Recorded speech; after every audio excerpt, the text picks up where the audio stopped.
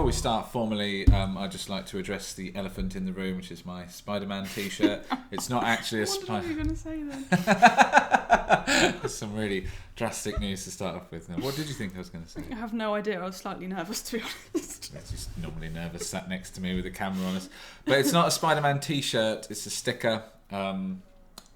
I was at hospital today with my child. He's fine. It was all routine. But he didn't want to wear the Spider-Man sticker that the woman gave me. He's like, I'm not a massive fan of Spider-Man. Do you want this? Took the responsibility. I got the lucky one though, because I've got this. Sal got a rainbow poo emoji sticker in between her eyes on her glasses that he's insisted that she's worn for the rest of the day. So, yes. I've got a couple on my shoes as well, but can't see them. See those. No, they're not anything exciting, yeah.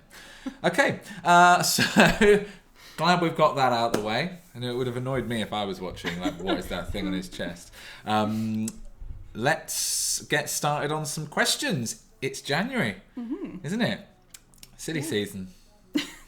Silly season, yeah. Yeah. We've seen our fair share of nonsense, but I don't think there's too many questions specifically about nonsense, but we have got quite a few about New Year's resolutions and things. We're trying to keep it as January specific as we can, so we'll work our way through them. What we got first, Laura? What we got? Well, I just thought this would be a good place to start, seeing as it is beginning of the year, we've just got through Christmas. A lot of you are probably thinking about, and we've spoken to a lot of clients in the studio and online about New Year's resolutions. Should you set them? Shouldn't you set them? What's the difference between, a crazy New Year's resolution versus a goal that's kind of well thought through, and how to go about it? And I think for me personally, I guess we can talk about how both of us do it, but I like to first reflect on what I've done the previous year and kind of look at those goals. How did they go? Give myself a bit of credit for how they did, for the ones that did go really well. Just journal on it a bit and then think about what you want to do for the next year rather than setting some crazy lofty goal, which is great to set a good, a hard to achieve goal, but still reflect first on what you've already done and go from there. Yeah. And do you, so when you reflected back on, say, goals from last year, did you, sometimes are the goals the same? Because I think there's a big, people think that if they've got the same goal as last year, then straight away that's a failure. But sometimes your goals can be the same, I guess. Yeah, and sometimes it's a massive goal that's going to take you years to achieve anyway. So it's about breaking down those goals into smaller chunks rather than it seeming like this massive, overwhelming thing that, okay, I didn't tick it off this year, stick it on the next year's list. Yeah. You can break it down and say, right, I've got 20% through it this year and build it up. Absolutely, yeah. One of the biggest mistakes I think that we see, and I used to make this myself, is having outcome-based goals. It's great to have an outcome-based goal, but I think that's just the beginning, and that's the thing where most people just stop there, don't they? So you might set an outcome-based goal of, I'm going to say X, it's the most obvious one, but lose X amount of weight, or run a marathon, or anything it might be. It might be get a promotion at work if it's taken out of the fitness sphere. The problem with that is you have no control over the outcome. So it's really important when you're setting goals to choose a goal that you have direct control over, because you could put in all the work and something completely unforeseen could occur, and then you've not achieved your goal, even though you've done all the work for it.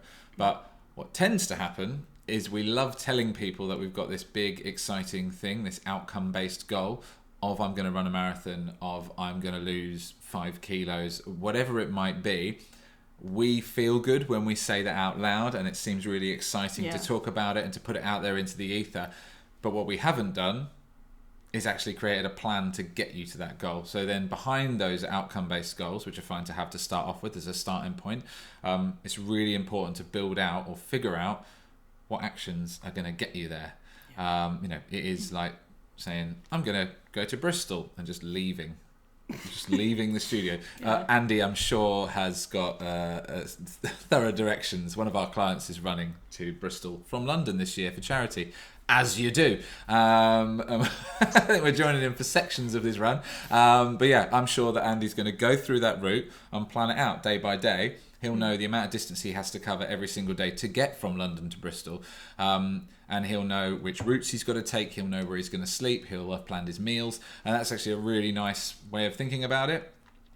be more Andy, and don't just say, I'm going to run to Bristol, because inevitably you won't probably make it. I don't want to hate on anyone. Maybe there's some elite middle distance or marathon runners out there. I don't know.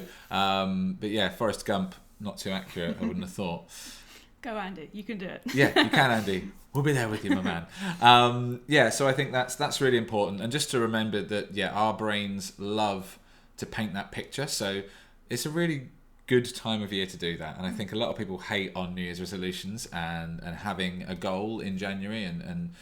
But the science, actually, the studies do show that it's like 10 times more likely that you'll achieve your goals if they're set as January resolutions. Yeah. So despite people loving to hate on them, it's probably the best time to do it. So don't be ashamed of doing it, and really allow yourself to enjoy. And you mentioned journaling on and reflecting on where you've gone wrong. I would definitely really let yourself go super detailed, super granular on the details of what that outcome looks like before you peel back and start to look at the actions. But allow yourself to dream, allow yourself to envision that, visualize you when you've achieved that goal, visualize how other people look at you, how other people will think differently about you. You'll be a different version of yourself. And I think that's always the case. If you're taking on a big goal that scares you a little bit, then when you get there or when you don't, you'll have learned something about yourself, and you'll probably be a better version of yourself by the time you've given it your 100%. You could also make a list, have 2 columns, and write down.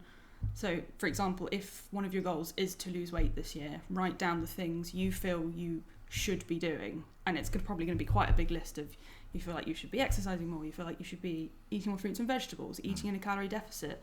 But then on the other side, put things down that you feel you can actually do and start with from that list, because you can't do all of it at once. Well, you could do, but you probably wouldn't be able to keep it up for very long. Whereas if you move a couple of things, or even just one thing, across to the I can do this list, start with that first, get the ball rolling, and then start pulling more things along. Once you have got the ball rolling, you've got that momentum going. Yeah. Yeah. No, definitely. And again, I don't want to be nerdy about it, but all the studies do show that is the absolute best way to do it. It's definitely what we ask, clients to do, is just pick one thing that you can commit to, and it's within your control, and you can commit to doing that either every day or every other day, or whatever the frequency is going to be agreed with your coach or with yourself that's going to get you to where you need to be. Just do that. And if that's all you do for the whole of January is stick consistently to that one action that's moving you closer to your goal, you'll be surprised how rewarding that can be. I'm a serial Duolingo in my quest to learn French. I thought you were going to say Dua Lipa then. Huge fan of her work as well. I won't embarrass you by singing any. I only know one of her songs, to be honest. Neither. I'm not. No. We were listening to Manfred Mann and Cliff Richard before we hit record, so not that that's Laura's choice. It's 100% my choice. But yeah, I've lost my train of thought. My Duolingo, yeah. All I commit to on Duolingo is just doing one lesson a day. And there are days when all I do is one lesson, and there's other days when I'm on there for half an hour. And it definitely is adding up. Like I hit my 200 streak nice. A couple of days ago. It's so rewarding to see those numbers creep up. And I know that next time I go to France in August, I'll be a little bit better, a little bit less shit at speaking to French people, which is nice. And it's a really good habit to build out. And I think every time we have one thing that we do well, we show ourselves that we can stay in the game. Yeah. And it challenges that vision that most of us have of ourselves, that belief that most of us have of ourselves, that, I never stick to it. I do this every year and I never see it through. I'm a quitter. It's this internal dialogue, that kind of part X, without going too therapeutic on everyone. That part of ourselves, just the crazy old man or woman that lives in your head and screams abuse at you all the time and tells you you're rubbish. Yeah. That person, it shows them, it proves them wrong, and it gives you more power over that voice, and it allows you to quieten it down, and then you just stack more on top of it. And that might mean I've only changed one thing in January, but you're still going at the end of January, and there'll be a lot of you watching this who've already stopped and started again, maybe, or not started again, and said, do you know what, this doesn't work, I'm not doing it. And the reason it doesn't work is because you've tried to go in way too hard, and just, I'd say, always say, go slow, aim low. Oh no. Go slow, go slow, start low, and aim high. Those are the 3 things to remember when you're starting out.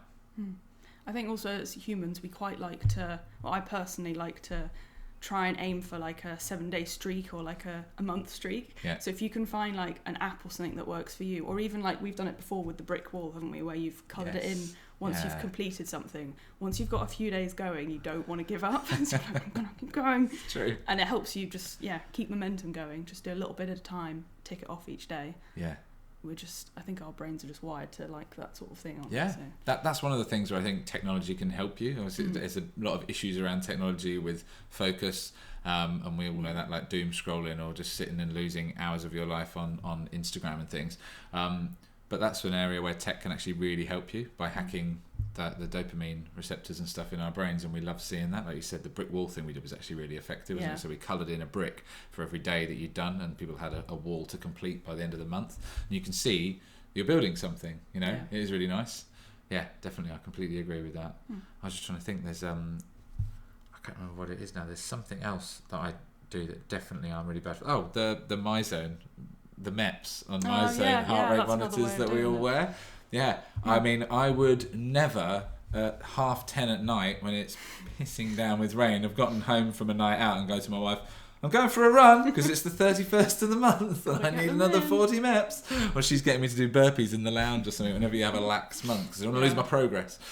It's true, but it does. It really helps. And I've got a client who's signed up to do some ridiculous number of kilometres in a year. I can't remember how many it is. But it really helped him, and he was abroad for a large part of this. And he said, I would never have run as much. And he left it a bit late, and it was like in December, he ran every day, sort of 15, 20 kilometres at a time just to get through under the wire. But he did it. And he said it definitely works, that gamification stuff. It's really good. Yeah, helps. Yeah. All right, then. Well, what's our next question? Did you want to touch on the life wheel? That was your point. Yeah. So one of the things we talk a lot about at GT is health as an overall. It's not just about exercise. It's not just about working out. It's not just about nutrition. But we like to talk about all the different facets of health and what we believe that to be. And we use a tool called the life wheel. A lot of you may well have encountered it before. And in our version of that, we have 6 different areas. And what we ask our clients to do every single month is to reflect on and give themselves a score out of 10 in each of those 6 areas on the life wheel. And again, this is a really nice way of setting goals. I think it's actually the tool I used when I set my goals this year, that I had my life wheel broken up, and then I tried to pick 1 or 2 goals in each area of the life wheel. And I involved my wife in this as well. Like Sal got involved, and it was actually a really fun. Sounds really geeky, but it was a really fun evening. Just trying to think of things in each area. It doesn't mean you have to do all of them. Like we just touched on, I don't want to have 12 different goals, but then you can say, right, I scored really, really poorly in this area, and it's really something I'd like to focus on. What were the goals in that area? But it allows you to just build out more ideas, and again, just allow that creative part of your brain to flourish and to give it some love. So I think so often in modern times, I did my constipation video, we mentally constipated. We're just constantly taking stuff in, but we're not actually creating anything with it, and we get all gummed up. It's so important to just allow your imagination to take over, and I think that's a really valid thing. I know I've said it now twice on this call, but allow your imagination to run riot. Enjoy the process of dreaming up these amazing goals, because we are all capable of so much more than we think we are. Yeah, that's definitely a good one. So once you've got the goal with the life wheel, then I say involve friends, involve partners. I think it's a really nice way of doing it. And also, even though you might think of the life wheel exercise as something that's going to show you what you're not doing very well at, it's quite a nice way to look at things and be like, oh, actually, the last year or the last month or whatever, I've done really well at like prioritizing this. I said I would do it and I've done it, and give yourself a bit of credit for it. It doesn't have to be I've rated this really low, like I need to work on this. It could be a way to celebrate as well. Yeah, absolutely. Yeah, don't be too hard on yourself whenever you're assessing what you've done over the last year.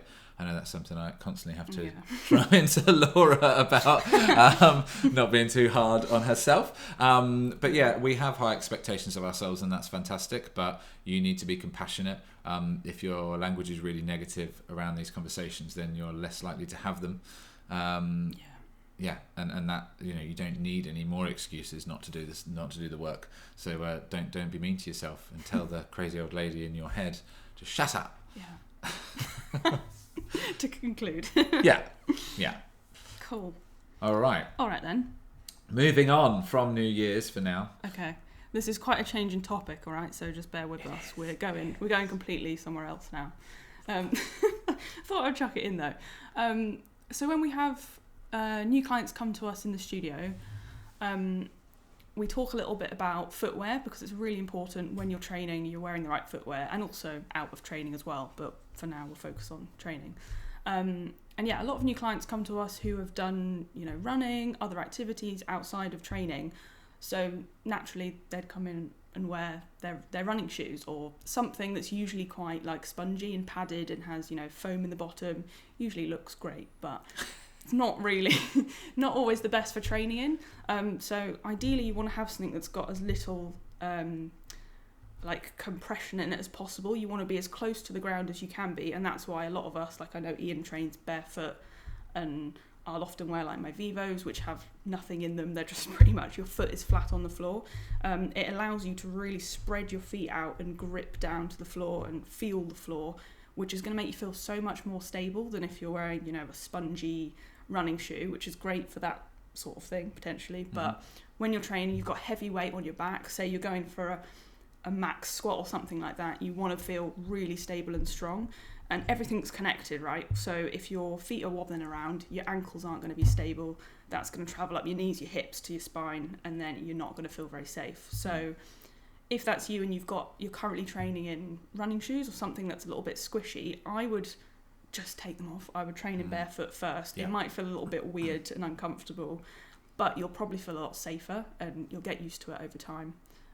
But Vivos is something that I feel like we should be sponsored by them now. We should we just talk about them in every swapping codes every other day. Literally what we were talking about just now. Yeah. But they're a great brand to wear for training and also just walking in, everything else as well. Yeah, absolutely. I think when one of the things we try and do at the start of every session is we need to switch the nervous system on to allow the brain to talk to the body.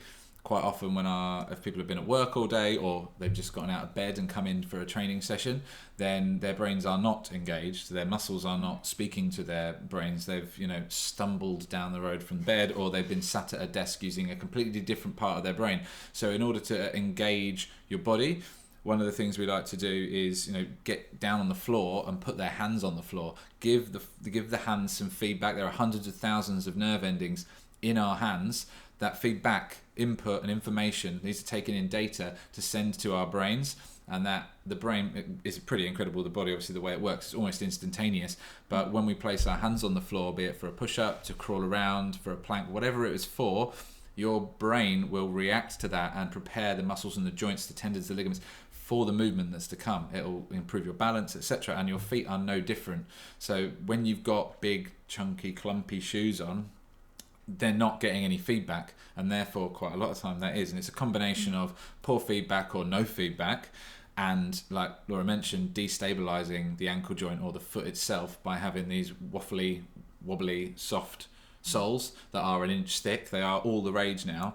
I think personally, and this is again not backed up by studies, but my take on this is that more and more people have gotten into running but maybe haven't done the necessary amount of strength work to build up to running on the road. It's a very high impact, repetitive activity, and then they suffer injuries. And so the shoe manufacturers have turned around and said, oh, we'll put extra cushioning on here so your shins won't hurt anymore. Well, your shins will still hurt, maybe not as much as they did. You haven't solved the issue, you've just masked it, and quite often then that will lead to lateral movement of the knee or the hips, and it kicks further up the chain, and then all of a sudden you've got a lower back issue that you'd never connect to your running, but it's caused by these shoes. So what we always try and, as Laura said, get back to barefoot, or as close to as you can. Think about spreading your feet when you're training and trying to grab the floor, grip the floor, put force through the floor. It really helps. It also really helps to engage your core musculature too. So there you go. It's good for your core. Yeah. If anyone's super vain and interested, we'll always find a reason for you to train barefoot. exactly. You're interested in. But yeah, I think that's a really valid point. Now, I don't run in my Vivos. Hell no. Neither do I. I can do for a short amount of time. I've been wearing Vivos probably for 3.5 years now. I can run in them. I'm not too bad. It's always been when I didn't expect to run in them that I have. But I wear a running shoe brand. I want to say Oppo. They're so unknown that I can't even remember the name of them. But they've got a really wide toe bed and a 0 drop from the heel to the forefoot. That's the other thing you want to look for. The bigger the heel drop, normally it lands us in some issues there as well. But when people ask us, what's the ideal trainer that I can run in and train in the studio in? I'd say just get the best ones for running and then come barefoot at the studio. And if anyone if you train in a commercial gym and you're watching this and you say, they won't let me train barefoot, then send them to me. No, just have a chat to them and say, look, honestly, why am I not allowed to train in my socks? And if they say, it's in case something gets dropped on your foot, just show them your shoes and say, do you really think this is going to make a difference? If it's a hygiene thing, then I don't know, try and find a way around it, get some really cheap flimsy plimsolls or something, and you can I've seen people that sort of modify them and cut them up a bit so their feet toes out the side. So there's ways around it, but I would definitely encourage you to spend a lot more time barefoot generally. It'll really help, even if you're not able to wear barefoot at the gym, like around the house, spend time barefoot. Also encourages you to keep your feet in better nick as well. There's a few of us at GT actually doing a barefoot course at the moment, working our way through that, and it's definitely made me sort of take better care of my feet because they're really disgusting, crusty. They've been through a lot, I love talking about feet. So there you go, feet. Cool. The other thing I was going to say, a few people have asked me, I guess good to get your opinion on wearing, and I don't wear them during training, but wearing Converse. And I would say in some ways they're probably better than running shoes because they're more flat, but they're so narrow. I don't know if you've worn them before, but my feet hurt when I wear them. So I think Converse probably the next step up, but if you can, just go barefoot. Yeah, absolutely. So full disclosure, I was fully paid up Chuck Taylor lover. I lived in them until I was probably about 23, and then I wore them still out. I physically can't wear them anymore. My toes have spread out so much. I can't. I've got 2 pairs in the cupboard at home, virtually untouched, that I bought and then I couldn't wear.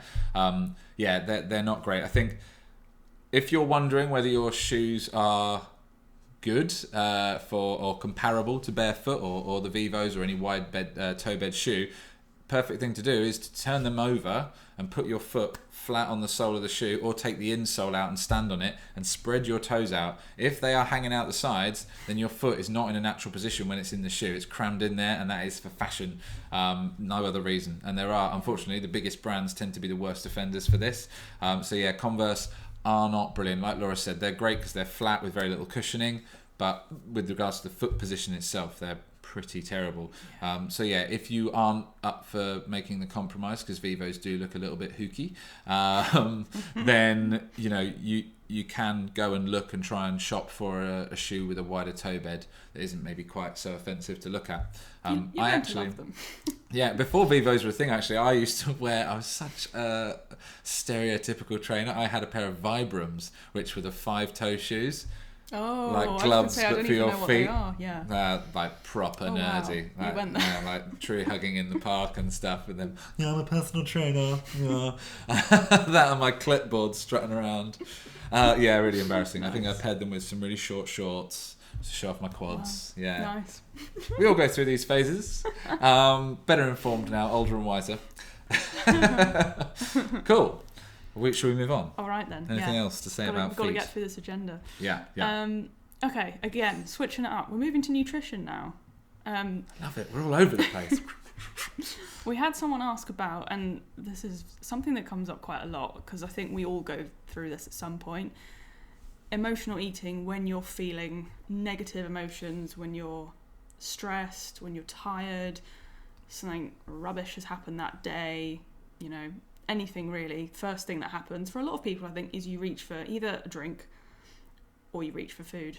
I I feel like, has that happened to you before? It's definitely happened to me. I am awful for this. Yeah. It's like a lifelong struggle for me. Yeah, full cards on the table. This is like my biggest thing. Yeah. Emotional eating, and I don't mean like stereotypical, oh, I binged and I did all these other things. I'm not that there's a problem with that, but I'm not at that point most of the time. But there are definitely occasions where, and I think I don't know whether it's my upbringing or what, but I know that there's certain environments and scenarios where I will reach for certain foods, and that is your brain's way of chasing an emotional response. So I think we've talked about these before, but like if you used to, for me, crisps, beer and sport, because some of my best memories growing up was watching the football or the boxing or the rugby with my mates or my family, and we would always have big bowl of crisps and dips for special occasions, it's back in the day. Even had dips. Oh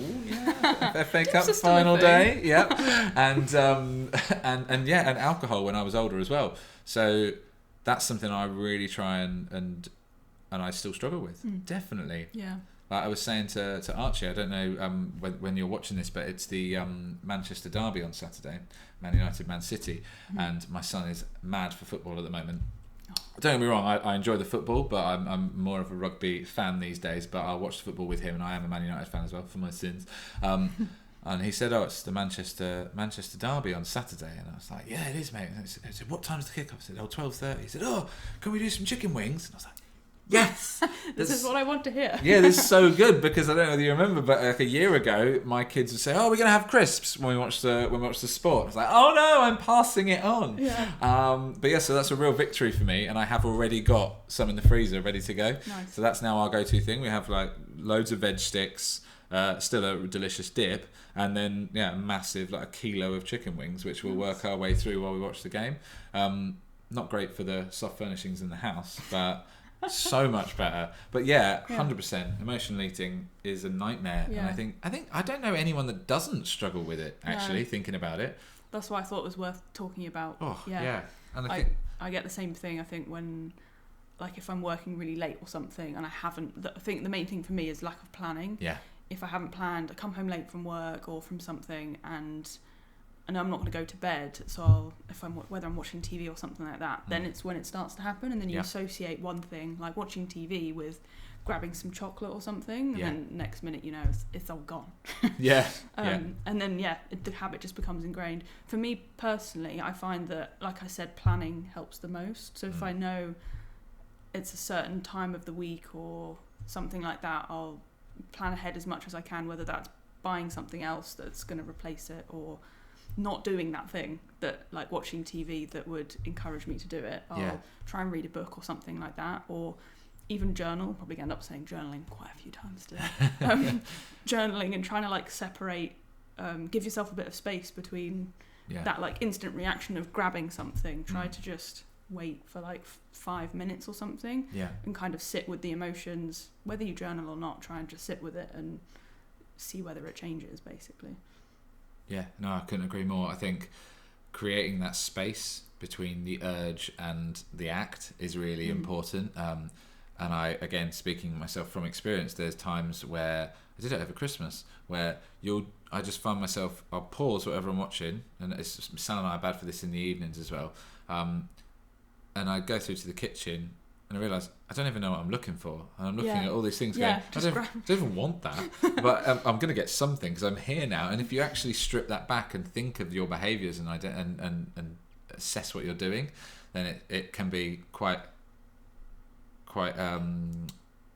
enlightening, Oh, wow, what the hell am I doing? But we are deeply irrational creatures, unfortunately. And I think for me as a parent, the evening snacking's gotten way worse since we had kids, and I'm a decade in now, so I don't expect it to get much easier for a while yet. But that first few years, and I know this is specific to parents, but still there's a fair few parents probably that will watch this, and I think it's a valid point. I think sometimes people do this with work as well, as your evenings are sacred. That's your time without anyone else to look after, or your time when you get back from a long day at work as well. I mean, it's fairly similar. Your evenings are sacred, and you fall into this thing of like, right, I want to feel comfortable, I want to feel safe, I want to feel calm. And there is nothing wrong with having food as a tool to achieve that. It's when it becomes dysfunctional, or when it becomes mindless. Like we're talking about, like you look down and go, oh, the bowl's gone. I didn't even taste it. Yeah, you don't feel full. It's just, it's all gone. Yeah, I think that's where you need to start asking the questions. And as you've sort of said, that habit cycle loop that we have, if you can break that by putting friction points in, is so powerful. So one of the things I often say to people is, look, do 10 push-ups, or go outside for 5 minutes and come back, or go for a walk for 5-10 minutes and come back. And if you still want to indulge in that thing, go for it. But often it's enough to change your state to take you out of it. A second to think about it.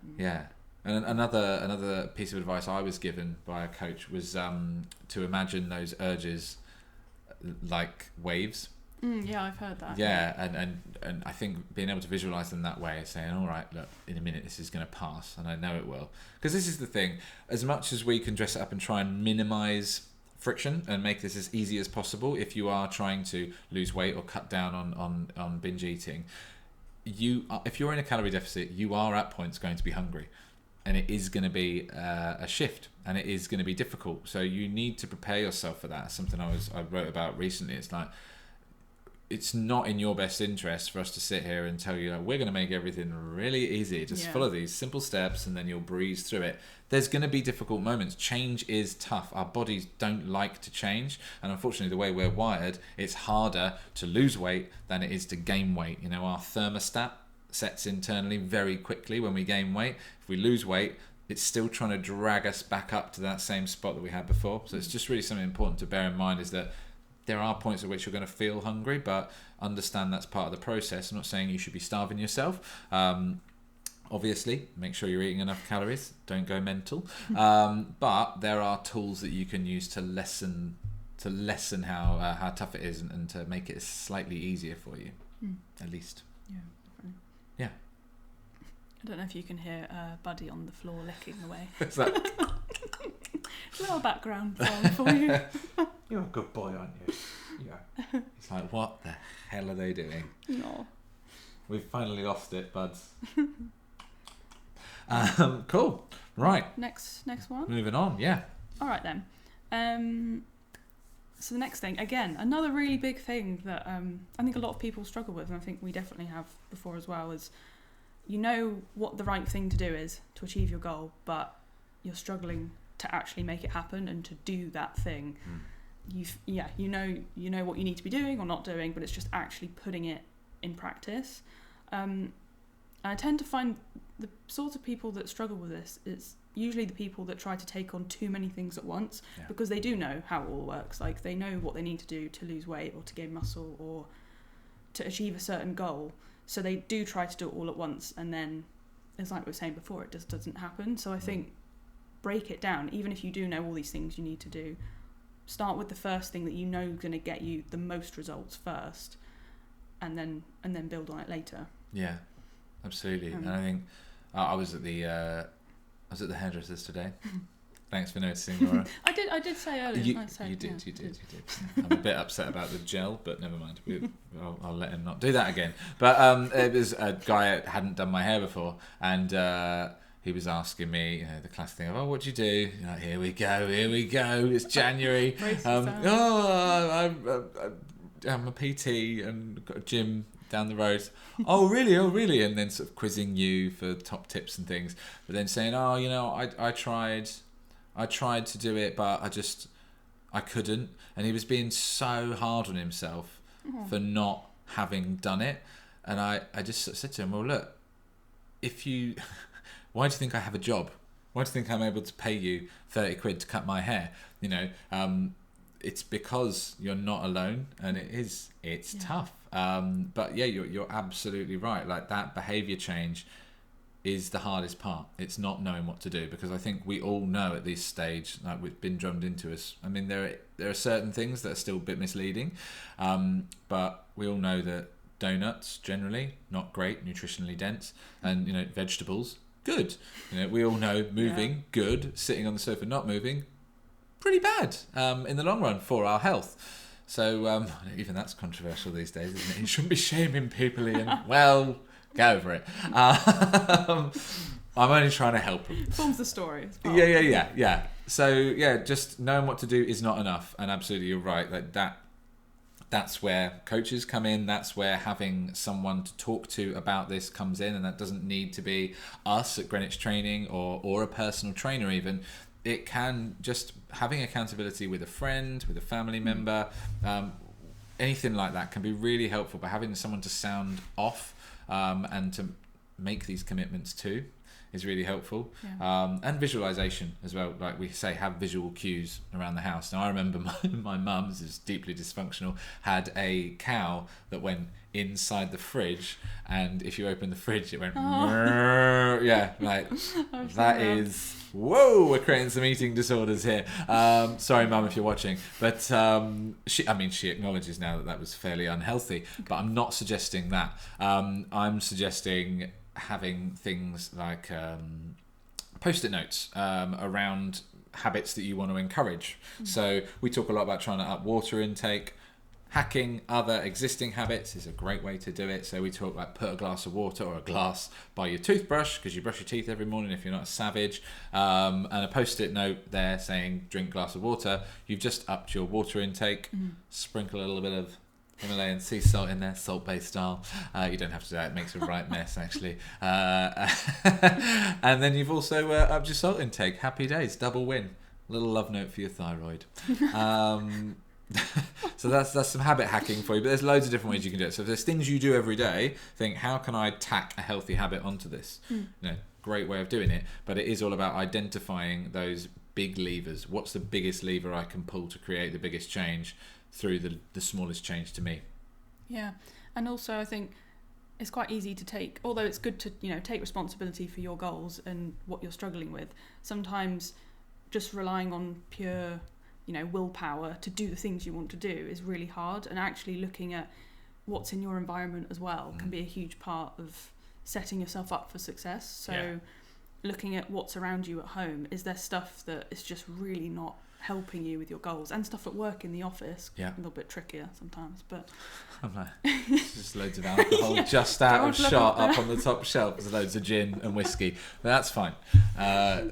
We don't drink that. One of them's non-alcoholic. 1/3. But yeah, just looking at little things in your environment that you can change, that you change once, and then it makes it so much easier for you to make those decisions throughout the day that are going to push you towards your goal rather than further from it. And you might not even notice that you have all these things like day to day that are just making it so much harder for you to do the right thing.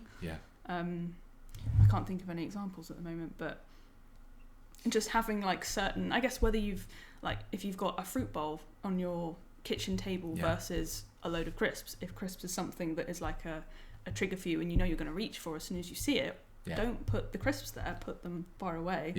Don't put them in line of sight.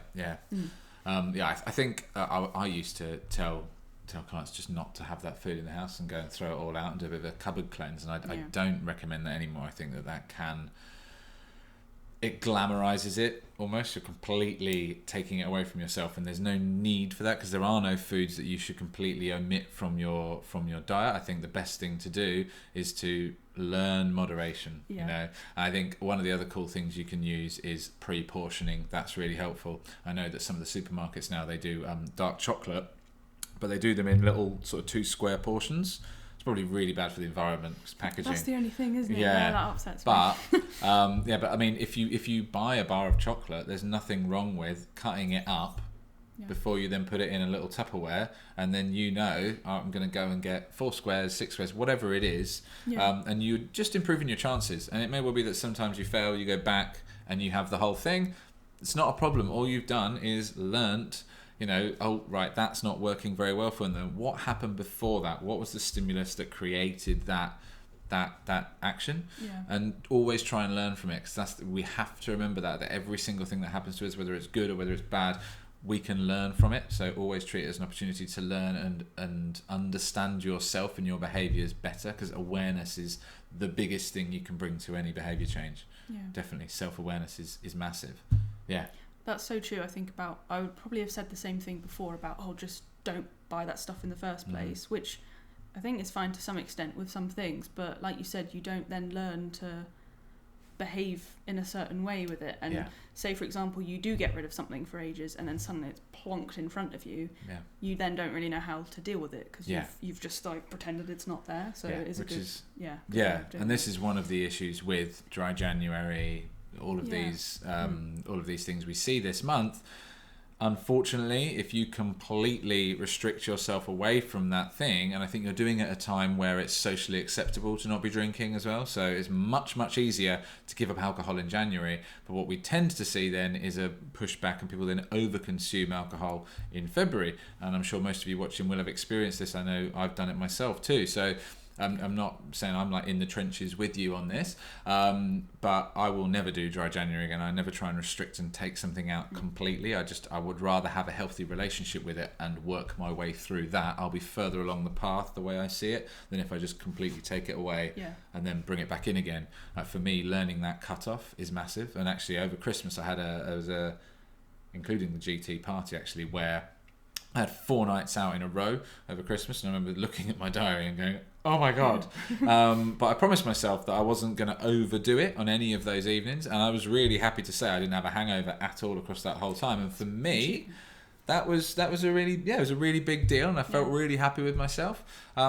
And then New Year's did go and get a bit carried away and woke up on the first feeling awful. So, like I say, it's a journey, and I just don't want to sugarcoat it and tell you that you should be doing it perfectly or we're doing it perfectly. Yeah, no, not at all. We all struggle with it, but obviously we've just had a bit more experience and hopefully have slightly more efficient tactics and tools for you guys to use, and that's the benefit, like we said, of working with a coach or someone that has done it a bit more or has more experience than you. Yeah. Awesome. All right, we're getting through it now. Happy days. So I think this might actually be the last question, to be fair. Okay. Which was a really good question from our lovely client Zoe, who's online with us at the moment. She asked, it's a really good question, how to keep a maintenance goal. So if you're just if your goal is to maintain your current level of fitness or your nutrition habits that you've currently got going, or a good level of strength, how to keep that goal going whilst also keeping it motivating and interesting rather than letting it, I guess, get a bit stale. Which is, a good question. But I also just want to make a point of saying that if you're maintaining where you're currently at, that is a form of progress in itself. So don't think of it as just, oh, well, I'm staying the same, so I must be doing something wrong. If you're able to maintain a really good level of strength or a good level of fitness, or maintain some really good nutrition habits, lifestyle habits that you've been working on for months or years potentially, that's really good if you're maintaining it. So don't necessarily see that as a negative thing. Yeah, I think a couple of things here. I think again, it was actually an ex-client of mine years ago when I worked in the city. Used the analogy of a hob, 6-burner hob cooker, whatever you want to call it. And if you have pans on every single hob and you have them all on full whack, they're going to boil over. You can't have them all going full time. So there are other areas of your life outside of training for most of us. And I looked at you then as if that wasn't the case for yourself. I didn't mean that at all. Apart from Laura, who's just obsessed. Damn my relationship. I'm going to the gym. No. But so there will be times when your training has to take more of a back seat, and there's other times where it can come to the forefront. Now, I don't think your health has to suffer because you're not training as intensively. In fact, as we went back to at the start of this conversation, if you think about it as a holistic approach to health, training is 1/6 of what it takes to be healthy. So if you can improve the other 5 while the training one simmers, you have it on a low rolling boil, that's not a problem. Overall, you have made progress. So I think that is something else to bear in mind, that if while you're focusing on other areas of your life, and Zoe, exciting stuff happening, which is awesome.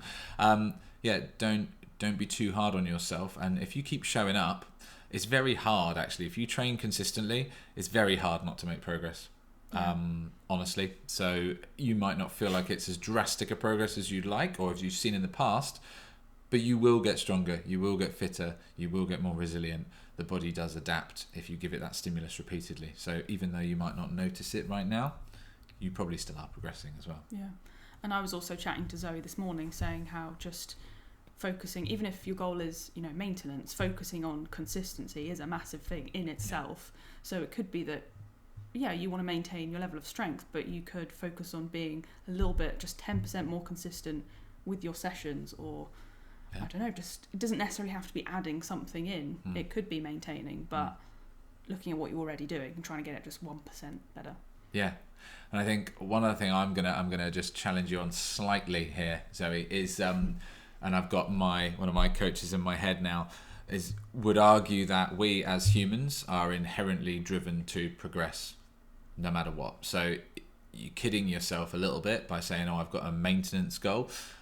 That's not going to satisfy your brain, and that's what tends to bring sort of a lack of interest and passion into training. So you'll lose interest in it and lose focus on it. So I would suggest that, exactly what Laura said, set yourself little micro goals, mini goals, just to keep your head in the game and to recognise the progress that you're making. Like I said, I reckon you probably still are making progress. Yeah.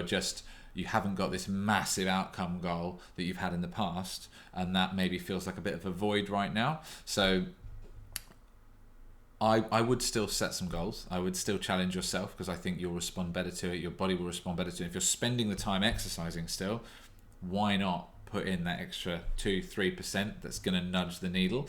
And I think inherently, again, it's different for everyone, but most of us, if we show up consistently, we have those months or those weeks or those days when we do push ourselves that little bit harder. And even if they come around less often than they have been, you will still be moving forward.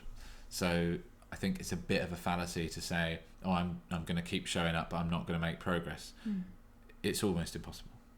Yeah, I also spoke to Zoe about even if, say, with your training program, nothing in your program is changing, you're still turning up and doing the same movements, but mentally you might be more focused on a specific exercise. Like, for example, I'm trying to really focus on deadlifts at the moment, so I'm going in on my deadlift day thinking, right, I'm going to really focus on this today and really push myself.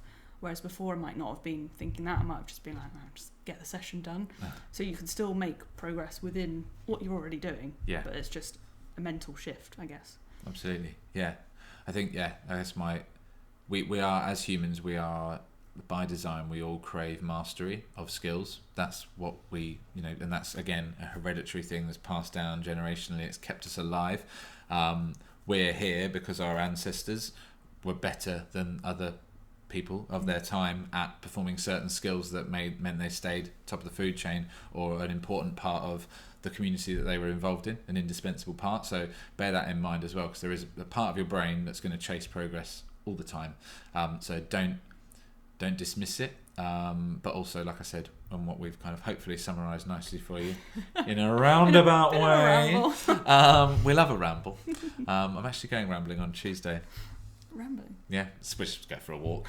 But yeah, if you call it rambling, it sounds middle-aged, the sort of thing that people turning 40 should be doing. Is this a new sport I don't know about? It's definitely not sport. So I guess I don't know how to even summarise what we just jabbered through. But it was a big mishmash. It was a big mishmash, but I'm hoping you can extract nuggets from it, Zoe. And for anyone else watching, in fact, who feels like that. I've quite a few people do come to see us, and in that initial conversation say, I'm not really fussed about getting stronger, I'm not really fussed about getting fitter. And I always do try and push back a little bit and say, really? You're telling me that you're going to actively push against progress? Because, like I said, if we get them coming and training regularly, they're going to make progress. And that's what I mean, Zoe. You are making progress. It's just maybe a little bit slower and less sexy than you're used to. But yeah, so don't be too hard on yourself. Micro goals. That's the summary. Micro goals. Yeah. Awesome. Nice. Cool. Right then, I think that's everything we had. We obviously didn't want to cram millions of stuff into our first one we've had in a while, because we want to carry on doing them regularly. So yeah, We'll save some juicy stuff for next time. Not actually that much in here, so it's best not to, it's best not to share it all at once. Yeah, or I'll be save it exposed in months going forward. Right, well, we will leave it there. Thanks very much for watching. Thank you. And we'll see you all soon. Have a good rest of the week.